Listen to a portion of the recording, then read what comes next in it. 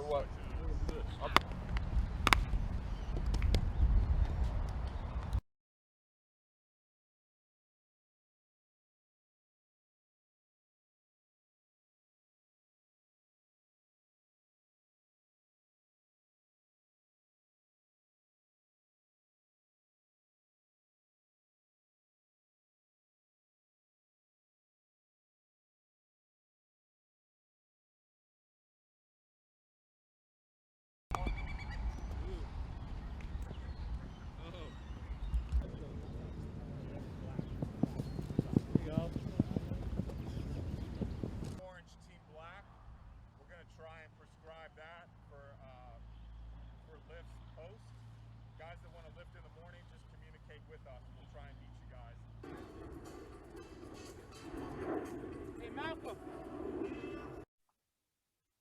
Rock, if you want to lead us off, you can go ahead.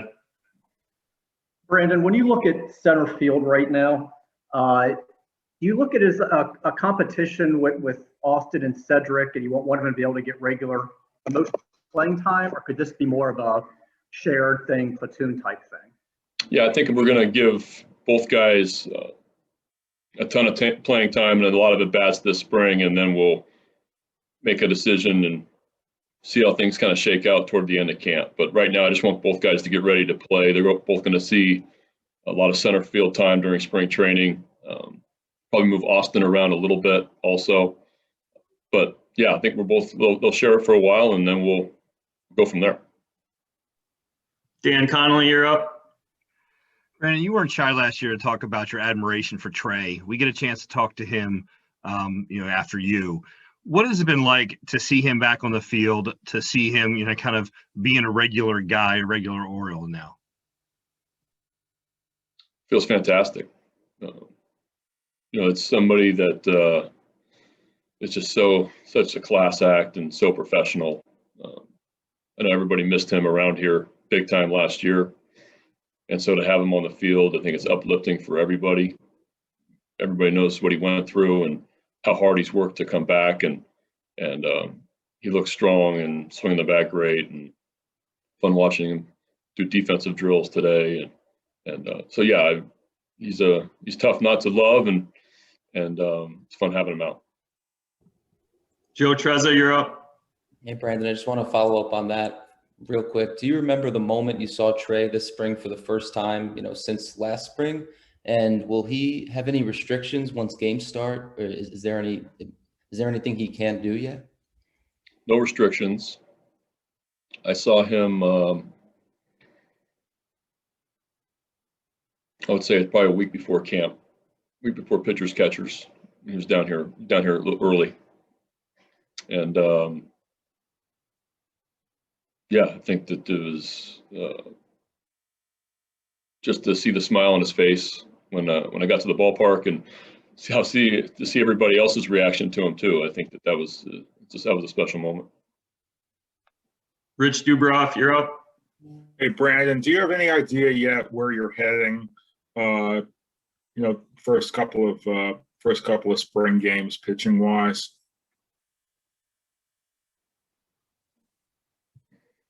I think we're still mapping that out, Rich. I think we're down to some few candidates to start the first couple of games, but something we're kind of sort out here these next couple of days, get through these live BPs. We got 6 days before the first game, 4 days of live. Everybody's going to throw 2 live BPs, and then we'll make a call from there. But yeah, I think that I'm not ready to announce our spring training starter yet. Probably in the next couple of days. Nathan Ruiz, you're up. Brandon, is there anything so far in camp that's anything or anyone who's surprised you?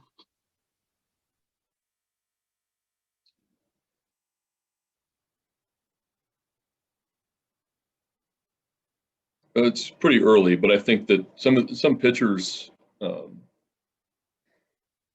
have been impressive so far, and I'm going off 2 sides and then 1 live BP today, so it's not really fair. But I think that the shape our guys have come in has been, I wouldn't say it's a surprise, but I'm really pleased with it.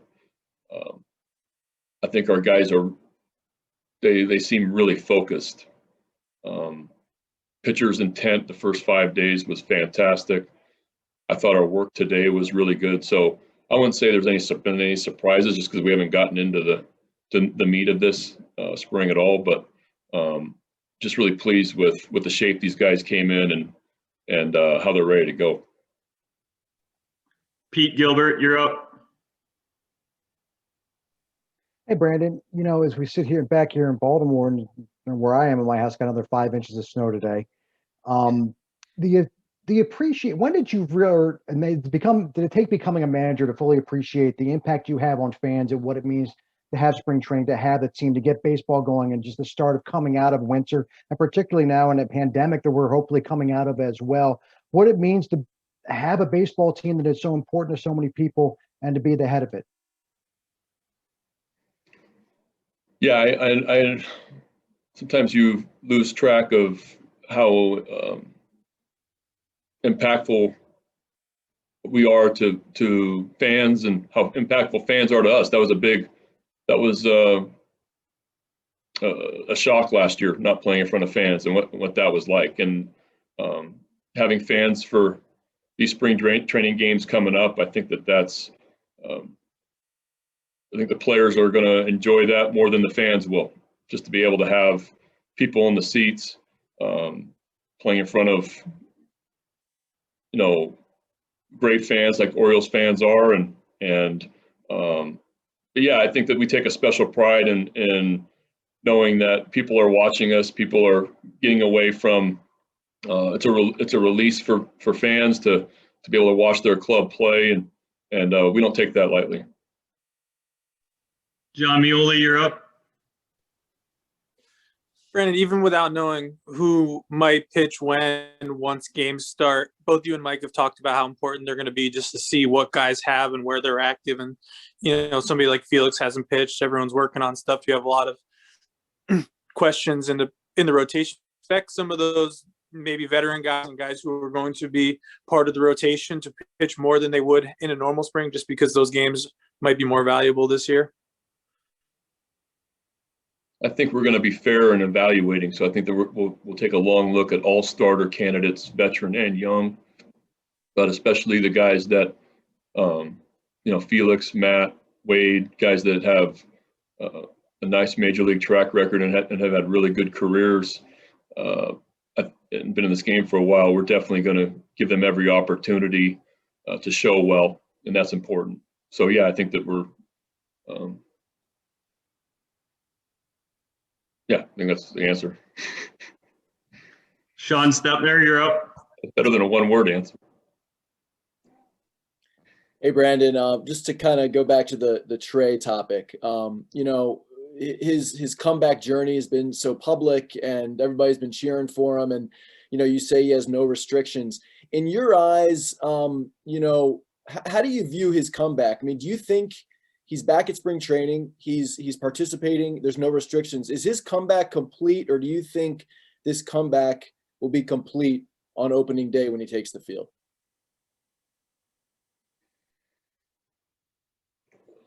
Well, I just think him handling and the way he has gone about everything since he got the news in March of last year, it's bigger than the game. And so I wouldn't, his life and his health is the most important thing.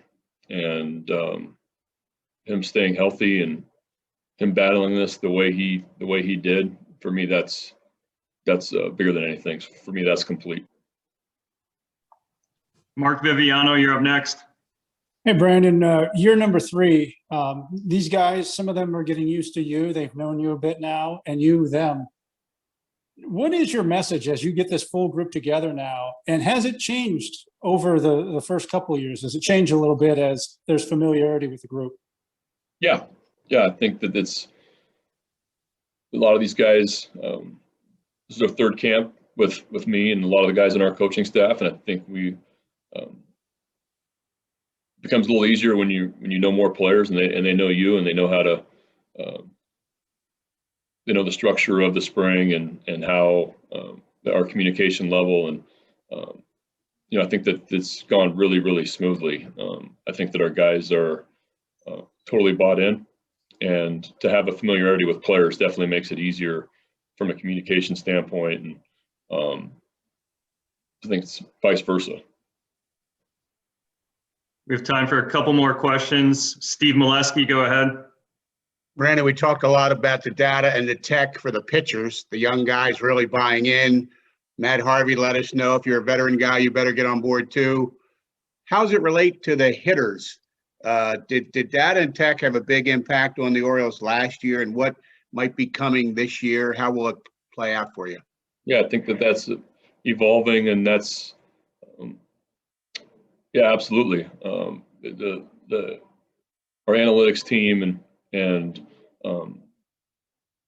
they were diving into not only the pitching but the hitting as well, and even into some base running things, and defense definitely. So I think our hitters, we're pretty young at the plate, and we have a lot of young position players, and I know that they're very interested in what their numbers say on.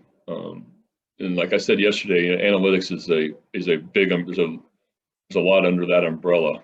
And so it's, as a young player, it's learning what works for you, how to apply the data. And our guys, this is our third year now, have definitely gotten more accustomed to it, and it's continuing to grow.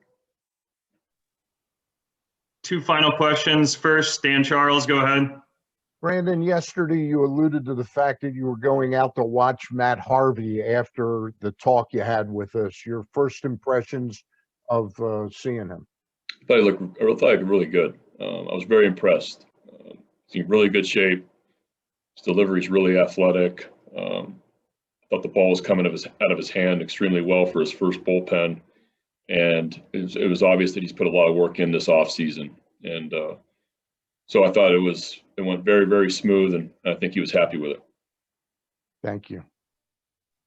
John Miola, you can wrap us up. Brandon, just as a walk-off, any update on Chris in the intake process? Was he able to get his physical today?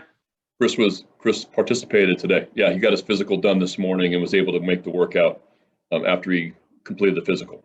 So he was in camp. Cool, thanks. All right, well, that'll wrap things up with Brandon. Thanks for joining us, Brandon. Thank you. And for everyone else, just hang in tight, and we'll get Trey on in just a minute here. All right, Rich Dubroff, if you want to start us off, you can go ahead. Hey, Trey, do you feel 100%? Do you feel as if you picked up where you left off? Yeah, I do. I know everybody's been asking me a lot, and I'm not lying when I say I do. I feel no different, whether it's taking BP, even live BP today. We went in there and hit off pitchers, and I felt better than I expected to. I felt good. So I'm always ready to get in there and kind of strap it on and get it going. So yeah, from every standpoint of the game, I really do feel just like I did before. Dan Connolly, you can go ahead. Hey, Trey, you said during this year that one of the most difficult things is not being around the guys.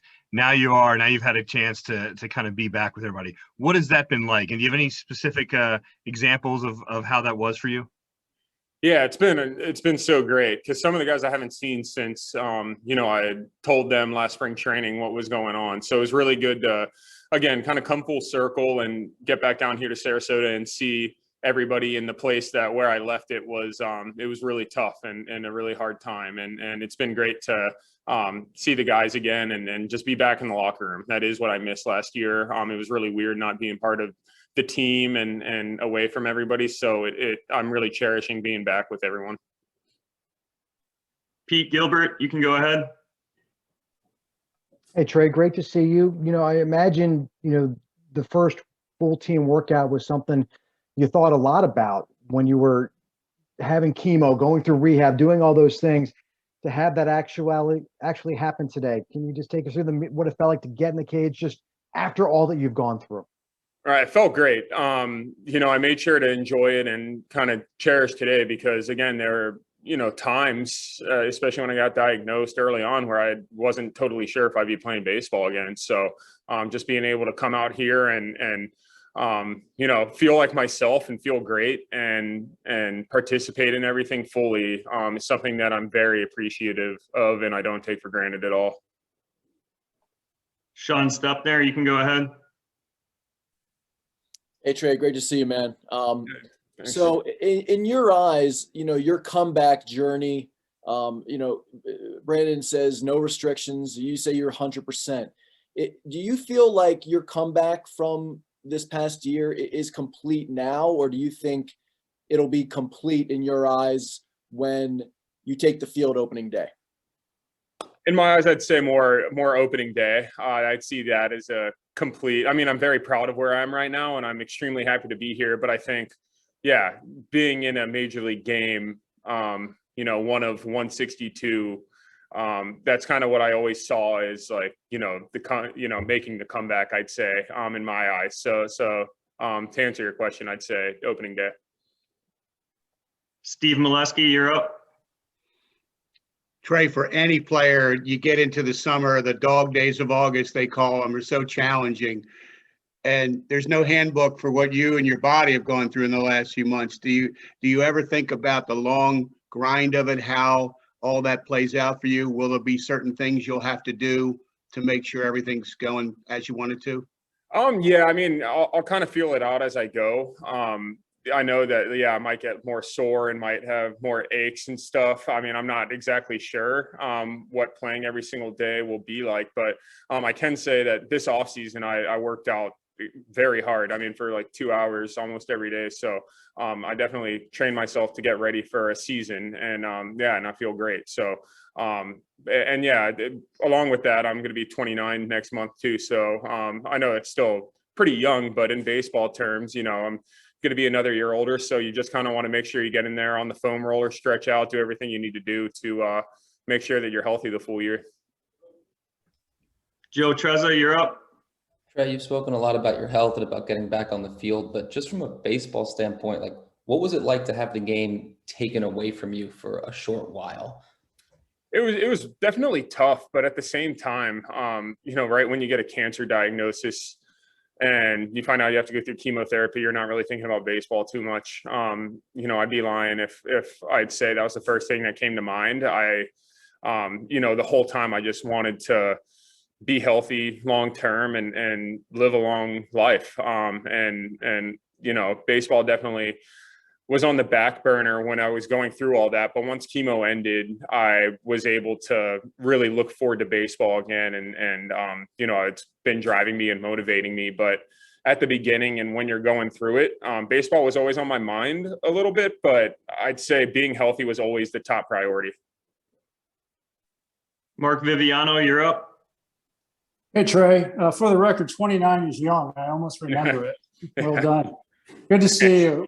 This is your story, obviously, but many people are adopting it for their inspiration. How much of that has reached back to you in terms of what it means to other people to see you doing what you're doing right now? And how do you handle that? It means a lot, especially because a lot of the people that helped me get through last year were, I had become friends with a lot of colon cancer survivors, of all stages 1 through 4. And that really helped me get through and realize that I can, it's not going to be easy going through chemotherapy and it takes a toll on you, but at the same time, there's light at the end of the tunnel and a lot of people, go on to live normal lives. So you really have to think positive when you're going through it. So a lot of people helped me out through my journey. And now I just kind of, being able to inspire other people and help other people is what I see as returning the favor and something I want to do. John Mioli, you're up. Trey, when we spoke, I guess it was this time last year when you got to camp and you reported early, just like you did this year. You said you had some baseball goals, with your swing. You were trying to, elevate the ball more, aim higher, have more of a, up the middle, but that kind of approach.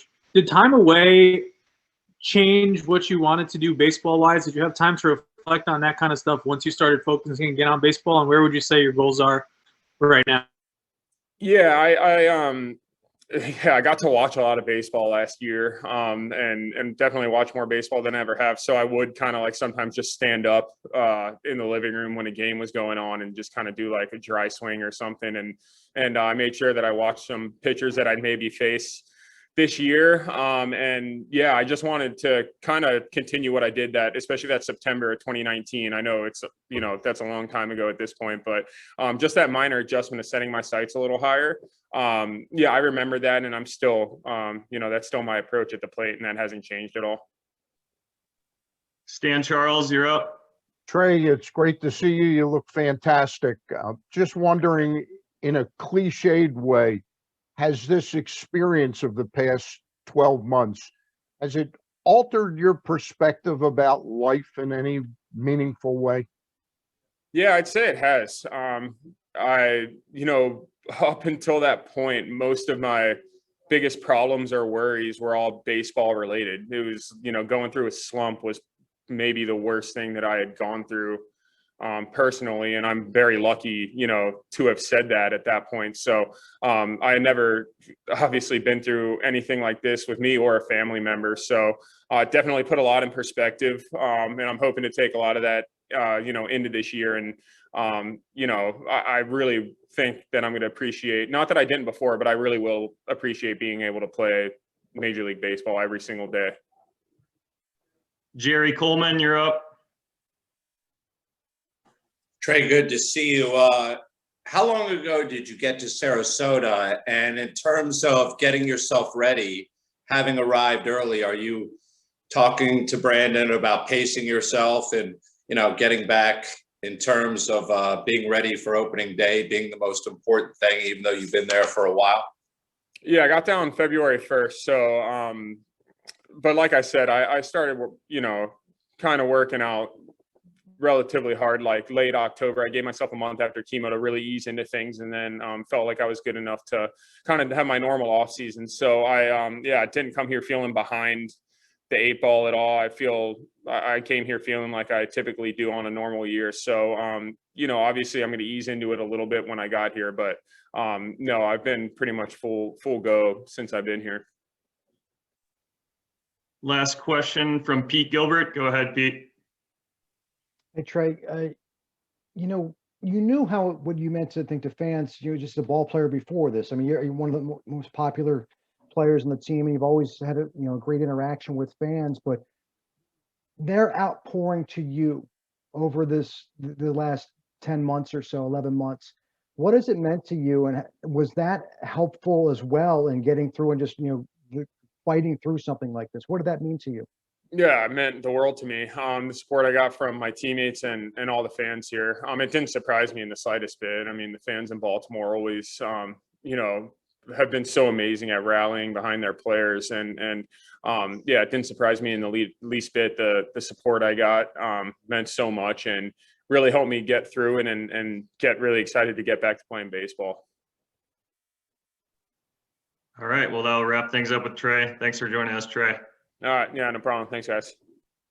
All right. We can start with Steve Molesky. You can go ahead.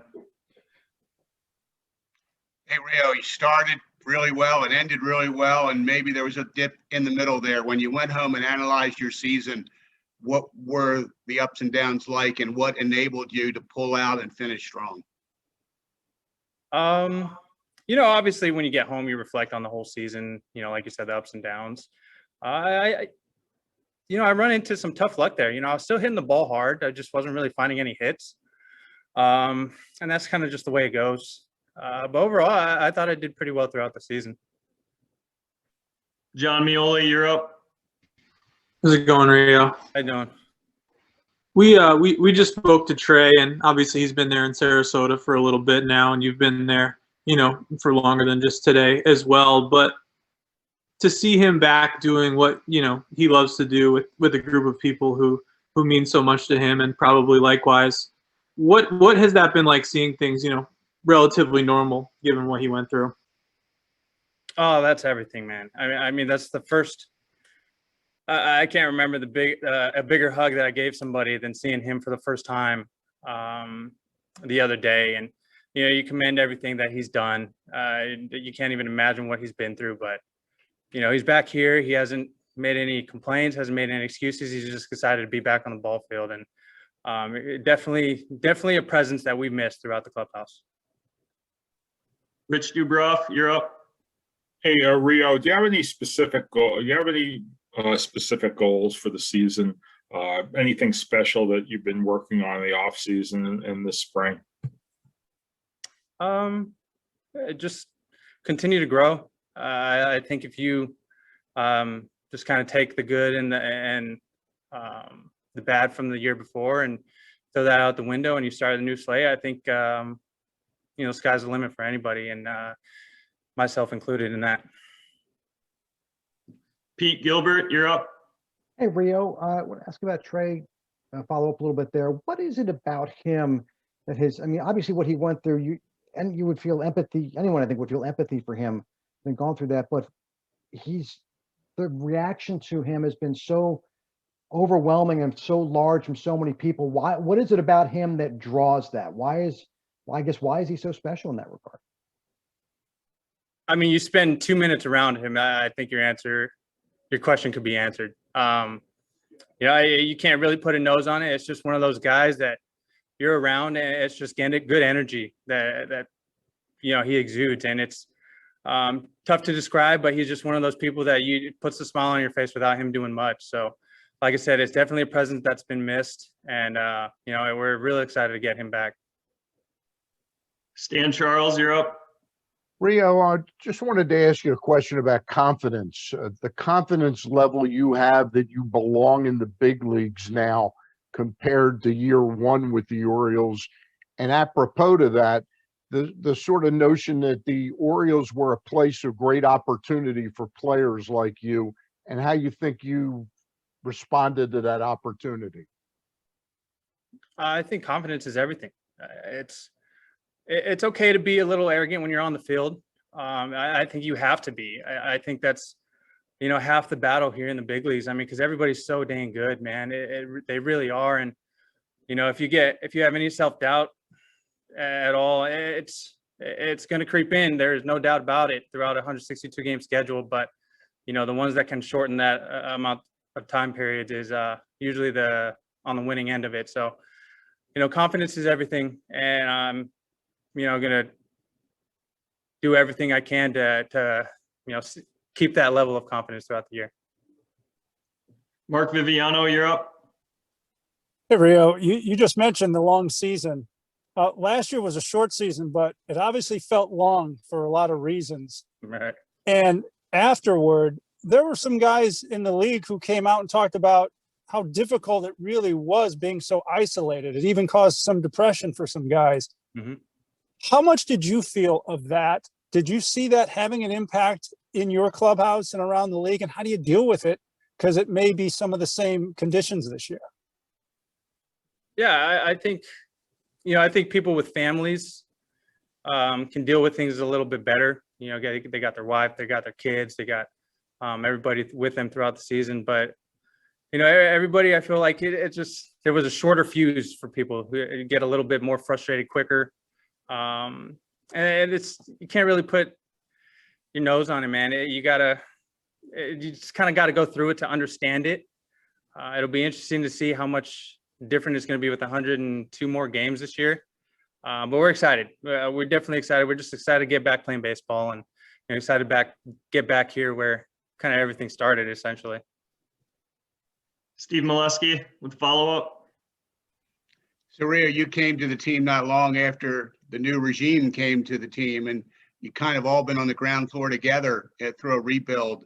And now in year 3 of this, where do you see the Orioles at? What good has happened, and what still has to come to get you where you want to go?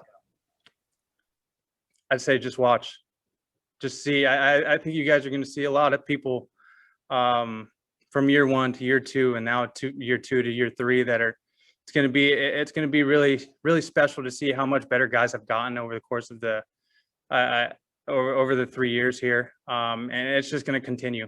This organization is in a great spot, has a great people, has great vibe in the clubhouse. And I think that, you can see that on the field for sure. Last question, Kevin Brown, go ahead. Rio, is the classy mohawk gone for good? Yeah, it's gone. I don't think that's coming back. It's when you got your kid pulling your hair, I think it's pretty easy to get rid of it. So yeah, right when I got home from the season, that thing was gone. All right. Well, that'll wrap things up with Rio. Thanks for joining us, Rio. Thanks, guys. Appreciate it. We will see everyone tomorrow.